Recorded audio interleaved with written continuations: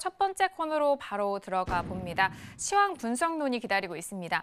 자, 오늘 양시장에 대한 부분은 말 그대로 분위기가 참 어두웠습니다. 2% 넘는 급락과 그리고 코스닥 시장은 더욱더 좀 급락세가 컸던 상황인데요. 더불어서 계속해서 말씀을 드립니다만 이번 주에 만기일이 포함되어 있기 때문에 수급적인 부분도 계속해서 신경이 쓰이실 것 같습니다. 자, 오늘 양시장에 대한 시황 분석과 그리고 관심 종목까지 먼저 만나볼 텐데요. 자, 학 과장님 먼저 양시장에 대한 시황 점검 도와주실까요?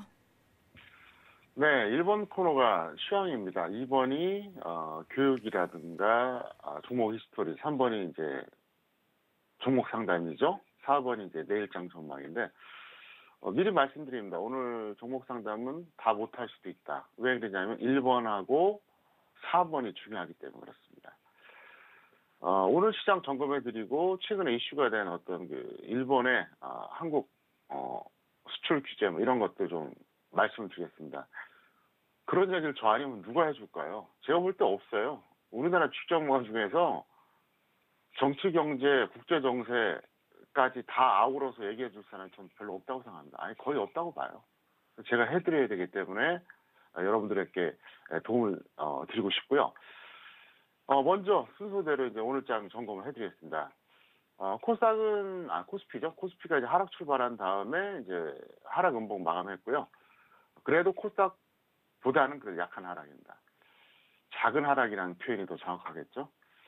코스닥은 하락 출발 후에 이제 하락 음봉 마감했는데 중요한 건 뭐냐? 5월 하순 저점을 깼다는 거예요.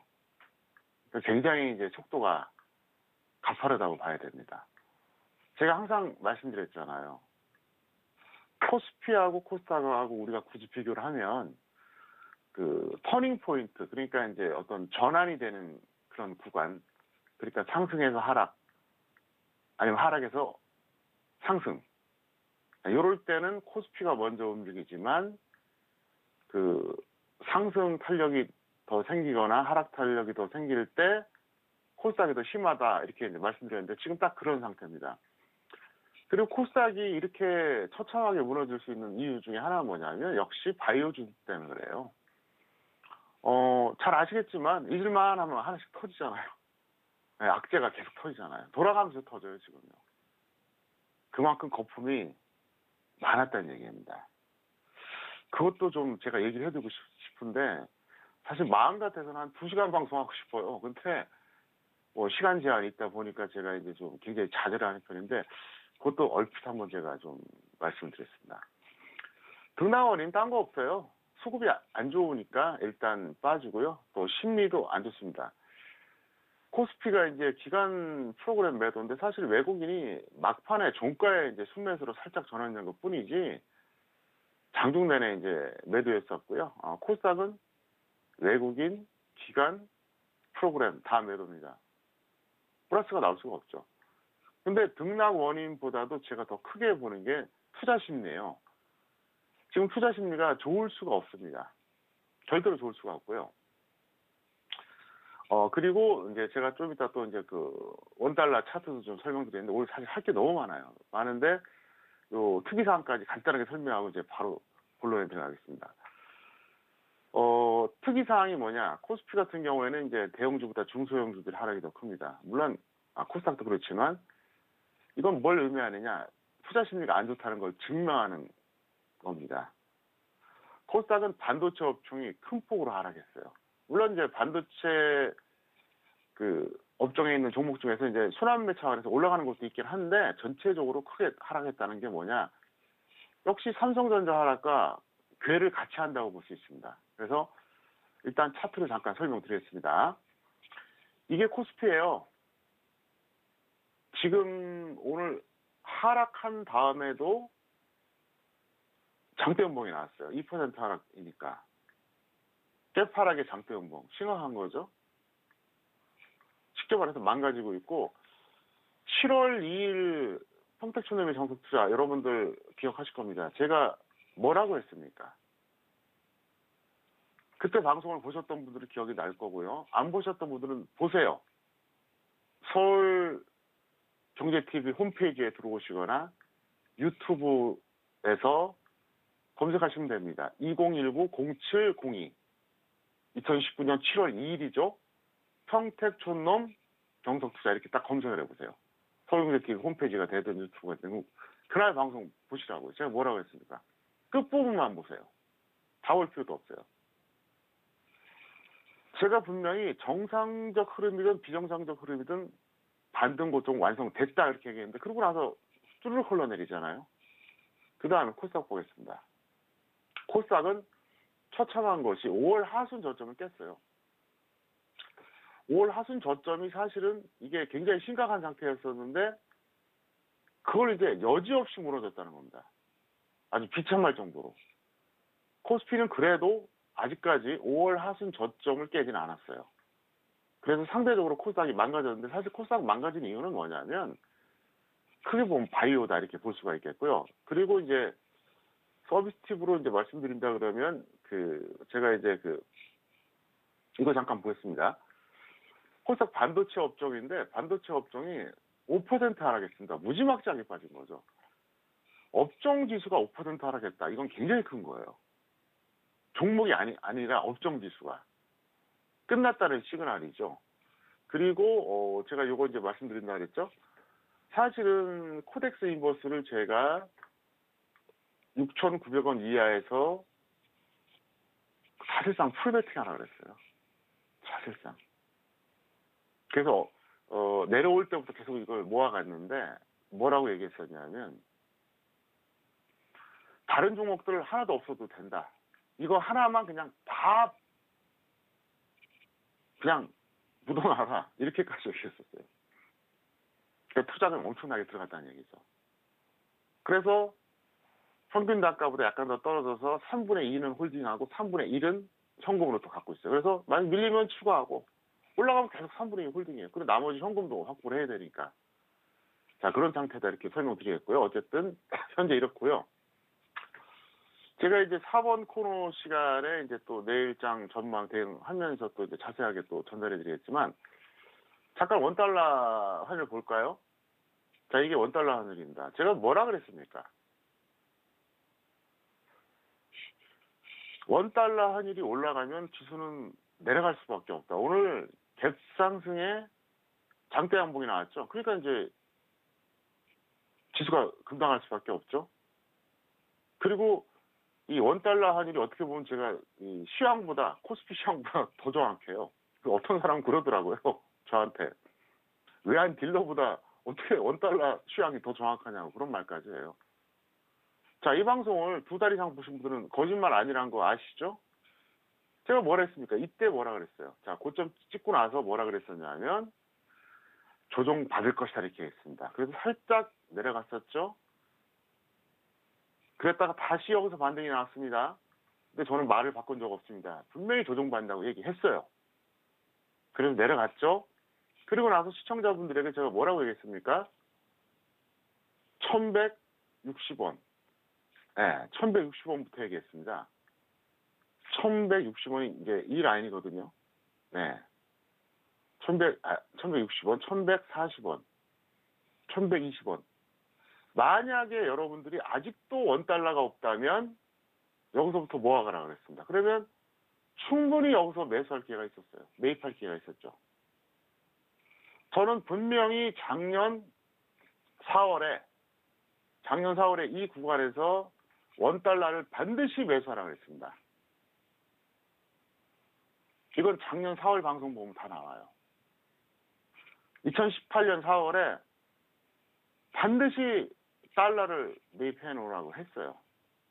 중장기로 투자하라고요. 어쩌면 어설프게 주식 투자하는 것보다 몇 년 뒤에 이게 더 나을 수도 있다고까지 얘기했어요. 엄청난 시그널이죠. 6개월, 1년을 봤을 때는 별거 아닙니다. 그런데 3년, 4년을 놓고 봤을 때 이 원달러에 투자하는 게 오히려 주식 투자하는 것보다 훨씬 수익이 나을 수도 있다고 얘기했어요, 제가. 그래서 쭉 올라갔는데 최근에는 제가 고점 집어드리고 여기서 없는 사람 지금이라도 매수하라 했는데 어떻습니까? 지금 정확하죠? 이 원달러는 모든 것을 다 반영하는 거예요. 이 원달러의 상승과 하락은 이제 기본적으로 본다 그러면 이제 한국 돈에 대한 수요죠. 한국 돈에, 그러니까 달러를 한국 돈으로 환전하려고 하는 사람들이 많으면 이제 한국 돈의 가치가 높아지니까 이제 이게 내려가는 거고, 반대로 한국 돈을 달러로 바꾸려고 하는 수요가 많아지면 올라가죠. 한국 돈 가치가 떨어지는 거죠. 그래서 이제 이게 쉽게 말하면 이게 올라가면 한국 돈 가치가 오히려 떨어지고, 내려가면 오히려 한국 돈 가치가 높아지는 거예요. 근데 그거는 기본적인 수요 공급에 의한 거고, 주식시장에 대한 영향도 큽니다. 외국인 매도세가 강화될수록 원달러가 올라갈 수밖에 없죠. 왜? 환차손 때문에 그래요. 예를 들어서 1,100원일 때 외국인들이 들어왔어요. 1달러를 바꿨더니 1,100원이에요. 그래서 주식 투자해갖고 플러스 마이너스 제로예요. 근데 지금 환전하면 어떻게 될까요? 지금 환전하면 한국 돈을 더 주고 1,160원, 또 1,180원 주고 1달러 바꿔야 되니까 손해죠. 올라갈수록 외국인 매도가 강화될 수밖에 없다는 겁니다. 또 하나, 한국에 대한 어떤 경제적인 어떤 흐름, 그리고 북한 문제, 이런 것들이 다 반영된다고 봐야 됩니다. 거기다가 또 뭐가 있죠? 미국의 금리 인하가 또 있어요. 미국의 금리 인하가 되면은 미국 돈 가치는 떨어집니다. 시장에 돈이 풀릴수록 가치는 떨어지는 거거든요. 그럼 미국의 금리 인하가 될 것 같으면 원달러는 내려가죠. 네. 왜냐하면 이제 미국의 돈 가치는 떨어지고 한국 돈 가치가 올라가니까, 한국 돈 가치가 올라가는 게 원달러 내려가는 거거든요. 요 가격이. 근데 안 할 것 같다. 그러면 다시 올라가죠. 그래서 왜 제가 이 원달러 환율을 보라 했냐면, 너무나도 많은 것이 내포된 그런 지표라고 볼 수 있습니다. 그래서 제가 이걸 보라고 제가 분명히 약 10일 전부터 계속 얘기했었잖아요. 그래서 지금 그대로 움직이고 있죠. 그리고 이제 그 일본과 관련된 거 얘기하겠습니다. 제가 처음에 일본의 반도체 소재 한국 수출을 규제한다, 뭐 이런 뉴스 나왔을 때 여러 가지 의견이 나왔는데, 제가 분명히 명확하게 얘기했죠. 단발성이 아닐 거라고 얘기했습니다. 단발성이 절대 아닐 거라고. 그러면서 일본의 어떤 역사와 문화적 특징까지 다 얘기를 해주셨었는데, 단발성이 될 수가 없고요. 아베의 그동안 어떤 발언들, 정책들, 이런 것들을 보면 짧게 끝날 사안이 아닙니다. 이 방송이 무슨 정치 외교 관련된 프로그램이 아니니까 그냥 결론만 말씀드릴게요. 저는 만약에 누가 초청해서 이 현재 문제에 대해서 국제 정치라든가 외교적으로 풀이를 해달라고 하면 할 수 있어요, 저는요.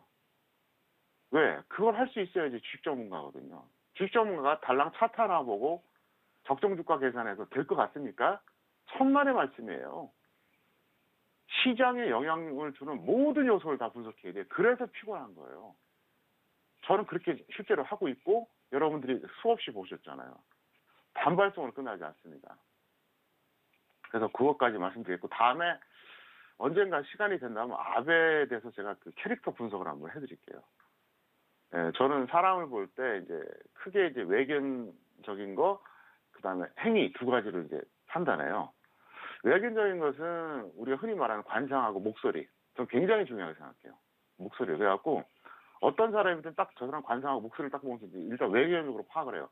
그 다음에 저 사람의 말과 행동을 쫙 추적해서 분석을 해요. 그러면 딱 결론이 나와요. 저 사람이 앞으로 어떻게 행동할 건지. 당연히 국가 원수급 되는 사람들은 제가 분석을 다 했겠죠. 그래서 제가 주로 분석하는 사람이 트럼프, 푸틴, 아베예요. 시진핑은 별로 분석할 것도 없어요. 네, 그 사람은 별로 그렇게 분석할 것도 없고, 한국의 정치인들을 제가 전혀 분석 안 합니다. 어떤 분들은 제가 한국의 정치인들 다 분석하는 거로 착각하는데 절대 안 한다는 거, 그렇게 좀 알고 계시기 바라겠고요. 그 다음에 왜 바이오가 저는 거품이라고 주장했는지 그것 설명드리겠습니다. 통계가 좀 다르긴 하지만 전 세계 GDP 10위권 나라들의 공통점이 있습니다. 뭔지 아십니까? 전쟁을 치렀다는 겁니다. 2차 세계대전 승전국들이 어디죠? 미국, 영국, 프랑스, 중국, 러시아. 승전국이죠? 패전국이 어디죠? 독일, 일본, 이탈리아. 이 8개국이 2차 세계대전의 승전국과 패전국이잖아요. 요즘은 이제 데이터가 조금씩 이제 좀 변하긴 하지만 이 8개 나라는 대체적으로 GDP 기준으로 10위 안에 들어갑니다. 약간 벗어났다고 해도 다시 들어와요. 이 전쟁이라고 하는 것이 사실 인류사적으로 본다면 굉장히 비극이죠. 근데 국가를 발전시킵니다. 왜?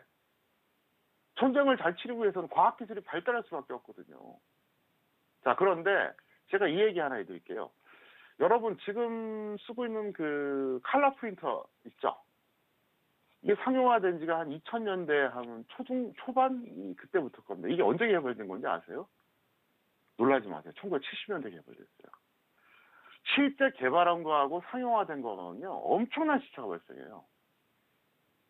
자, 조금 전에 제가 2차 세계대전 얘기했죠. GDP 기준 8개국 얘기했죠. 이게 뭘 의미하느냐. 과거에 독일과 일본은 생체 실험을 했어요. 그리고 승전국들은 그 정보를 빼내놨어요. 조금 전에 제가 프린트 얘기했었죠. 정말로 선진국들은 감춰놓고 있어요. 바이오에 대한 엄청난 기술을. 발표할 이유가 없죠. 한국이 제약바이오에서 발버둥 치고 따라간다 한들 태생적으로 한계가 있다는 얘기예요. 못 따라가요. 그러니까 계약 크게 해놨다가 갑자기 캔슬돼 버리잖아요. 그러니까 계약도 굉장히 허술한 계약이라는 얘기예요. 위약금도 없는 계약 같아요, 보니까. 위약금이 있는 계약 같으면 그렇게 허술하게 안 하는데 지금 보면 어때요? 계속 그렇게 되잖아요. 그래서 저는 솔직히 말해서 근본적으로 한국의 제약바이오가 선진국 따라가기 어렵다고 봅니다. 유일하게 따라갈 수 있는 건 딱 하나입니다. 뭔지 아시죠? IT예요. 반도체, 스마트폰. 근데 지금 그걸 태클 걸고 있잖아요. 그래서 이 제약바이오의 허상은 제가 볼 때 계속 더 들통이 나고 무너질 겁니다. 저는 그렇게 확신합니다. 절대 믿지 마시고요. 제가 계속 경고를 했었잖아요. 제가 오늘 좀 더 근원적인 얘기를 해드리는데 선진국들 못 따라가고요. 그들이 이미 개발해놓은 것들은 발표를 안 하고 감추고 있을 뿐이지 한국 못 따라갑니다. 하여간 그 점 명심하시고 제약바이오에 중장기 투자하시는 분들은 꼭 명심하시기를 바랍니다. 자, 학 과장님, 내일 화요일 일장입니다. 오늘 큰 폭의 하락이 있었는데 내일장 어떻게 보실까요? 네. 오늘은 이제 우리 PD님께서 이제 마지막 코너를 좀 더 자세하게 전달해 달라고 좀 종목 상담 일찍 끊어서 제가 그 기대에 부응을 하겠습니다. 사실 4분 코너는 어떤 때는 시간이 너무 부족해요. 나는 많이 얘기하고 싶은데. 사실 종목 상담 한두 개 더 하는 것보다 이게 더 중요하죠. 자, 그럼 먼저 이거부터 말씀드리겠습니다. 자, 내일장 조언에 대해서 일단 이걸 먼저 말씀드릴게요. 7월 2일에 그 방송 좋은 내용이 뭐였었냐. 제가 이제 앞에서도 말씀드렸지만 정상화 흐름과 비정상 흐름 모두 반등 고점 완성됐다. 이걸 얘기했었잖아요. 그 7월 2일 밤에도 얘기했었고 오늘 방송 초반에 또 얘기했어요. 자, 요것에 대해서 제가 어떤 부연을 하겠고요. 그리고 이제 추세 시황을 말씀드리면 대세 하락은 불변입니다. 불변이에요. 하락 속도가 문제일 뿐입니다. 그리고 단기 시황은 내일 반드시 장중 반등을 시도할 겁니다. 내일은 쭈루룩이 아닙니다. 자, 차트 보시겠습니다. 오늘 시간 여유가 많으니까 좀 더 많이 해드릴게요. 자, 제가 분명히 지난번 변곡점에서 얘기를 했었고 그게 운 좋게 딱딱 맞아 떨어졌습니다. 5월 29일에 저는 분명히 지금은 반등을 노리고 들어가야 된다. 그래서 올라갔죠. 그리고 이제 그 7월 1일에 비정상 흐름이 한번 나왔었죠. 트럼프하고 김정은이 판문점 쇼를 하는 바람에 한번 올라갔다가 7월 2일 밤에 끝났다고 얘기했어요. 자, 이제서 공개합니다. 제가 원래 생각했던 정상적인 반등 고점은 2135선이었어요. 2135. 그래서 2135 이상은 무조건 이건 비정상이에요. 대충 한 이 정도 될걸요? 2135가 한 이쯤 되겠네요. 이 라인. 그리고 7월 1일에 2147까지 올라갔죠. 완벽한 이거는 비정상이었거든요. 그래서 저는 이 2135선을 언제 분석했느냐 시점상으로 본다 그러면 이때 한 거예요. 이쯤 대충 한 요쯤에 했어요. 요쯤. 그러니까 그 임박해서. 그래서 제가 딱 계산해 보니까 야 이게 정상적으로 올라가면 어디까지 올라갈까 계산해 봤더니 2135선이 나오더라고요. 그래서 2135선부터 당연히 하방을 구축했죠. 강력하게.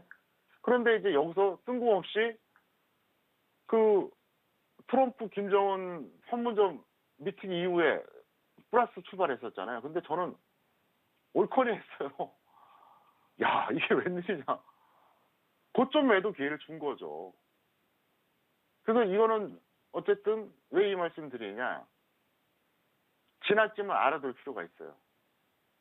앞으로도 제가 어떻게 한다는 걸 여러분들이 아셔야 된다. 그래서 저는 시황을 분석할 때 정상적으로 반등하면 어디까지 올라가나 이거 분명히 먼저 계산해놔요. 근데 이제 보통 이제 제가 분석해 놓으면 그 정상적인 고점보다 좀 못 미쳐서 밀리거나 살짝 넘어갖고 내려오는데 가끔 더 갈 때도 있어요. 그러면 또다시 비정상적인 고점을 또 계산해요. 그랬는데 7월 2일에 제가 이제 모든 걸 감안해도 끝났다고 얘기했잖아요. 근데 사실 그때도 기회가 늦은 게 아니었어요. 왜냐? 7월 2일에 종가가 2122였어요. 2122. 지금하고 비교하면 어떻습니까? 꽤 차이 나죠. 2120인데 지금이 2064니까 거의 몇 포인트예요, 이게. 한 60포인트 가까이 차이 나잖아요. 그래서 제가 지난 그 7월 2일 날 밤에 뭐라 그랬습니까? 수요일에 플러스 나올 때 매도 포지션 취하라고 그랬잖아요. 그때 취하신 분들은 아주 좋았지. 여기서 그냥 그대로 다 모은 거예요, 이거는. 하방 배팅으로. 그래서 이걸 이제 7월 2일에 대한 설명이고요. 자, 그 다음에 추세 시황, 대세 하락은 불변이다. 그리고 하락 속도 문제다. 요거에 대해서 말씀드리겠습니다. 2000선 라인이 여기 있어요. 여기 있습니다. 역시 평촌 매니아들은 알 겁니다. 저는 작년 7월과 8월에 2000선 깨진다고 사실상 우리나라에서 유일하게 주장했었어요. 그때 2000선 깨진다고 얘기한 사람 있으면 말씀해 주세요. 저 말고. 저는 여기서 전 세계에서 거의 유일하게 코스피 대세 하락이라고 선언했고요. 작년 7, 8월에 2000선 깨진다고 얘기했어요. 한두 번 얘기한 게 아니에요. 이 방송을 만들고 있는 우리 스태프들도 다 알아요. 엄청난 예측이죠. 그러고 나서 어때요? 깨졌잖아요. 깨졌다가 반등 나오고 또다시 1월 초에 또 깨졌다가 여기서 엄청난 비정상 반등이 나왔어요. 이게 다 완전히 엉터리예요. 완전히. 자, 그러면 2000선이 그러면 여기서 다시 깨질까요 말까요? 이렇게 여러분들이 질문하신다면 저는 그렇게 얘기하고 싶어요. 99.99% 깨집니다. 2000선은 99.99% 깨집니다. 이건 굉장히 중요한 얘기예요. 여기서 좀 더 반등이 나왔든 그냥 밀리든 99.99% 언제? 하반기 안에 깨지죠. 이제 겨우 뭐 64포인트 남았으니까 그런 건데 중요한 게 뭐냐? 2000선이 언제 깨지냐가 굉장히 중요해요. 2000선이 예를 들어서 7월에 깨진다. 그러면 금년 중에 뭐 한 10월에 깨진다. 그러면 내년 중에 지금보다도 수백 포인트가 더 내려갑니다. 그걸 얘기하고 싶어요. 이미 제가 작년 10월 13일 강연회 때 얘기 다 해줬어요. 7월 중에 깨지면 이번 달입니다. 올해 안에 12월 끝나기 전에 지금보다 수백 포인트가 더 내려가요. 수백 포인트라는 것도 그냥 추정치로 그냥 대충 추상적으로 얘기할게요. 제가 너무 구체적으로 얘기하면 또 안 되니까. 그게 만약에 한 10월 중에 깨진다. 2000선이. 그러면 내년에. 근데 흐름으로 봤을 때는 일단 7월 중에 이탈한 가능성이 상당히 높습니다. 그래서 추세 시황을 제가 좀 힌트를 하나 드렸고요. 자, 내일은 장중 반등이 시도된다 이렇게 말씀드렸는데 이건 분봉을 통해서 설명해야겠죠. 보세요. 자, 오늘은 누가 보더라도 보세요. 깨파락했어요. 줄줄줄줄 흘러내려서 끝났어요. 제대로 반등다운 반등도 없이 흘러내린 거죠. 내일은 제가 볼 때 마이너스 출발이 유력합니다. 코스피가 마이너스 출발할 겁니다. 그래서 장 초반에 바로 저점 찍고 반등을 시도할지 아니면 뭐 한두 시간 내려갔다가 반등시 나올지 그건 저도 몰라요. 근데 반등시는 반드시 나올 겁니다. 그럴 때 내일 여러분들이 정말 잘 하셔야 돼요. 내일 반등 시도가 나온다고 하는 것은 여기서 중요한 포인트가 뭐냐, 무조건 플러스를 의미하는 게 아닙니다. 마이너스 20포인트 갔다가 마이너스 5포인트까지 하락이 축소돼도 반등이 나온 거거든요. 꼭 플러스만 의미하는 거 아니에요. 그래서 내일 장중 반등이 나타났을 때 그때 손물을 줄이시고, 손물은 또 매도 들어가시고, 옵션에서는 풋을 강력하게 베팅하시기를 바랍니다. 여기까지 말씀드리겠습니다.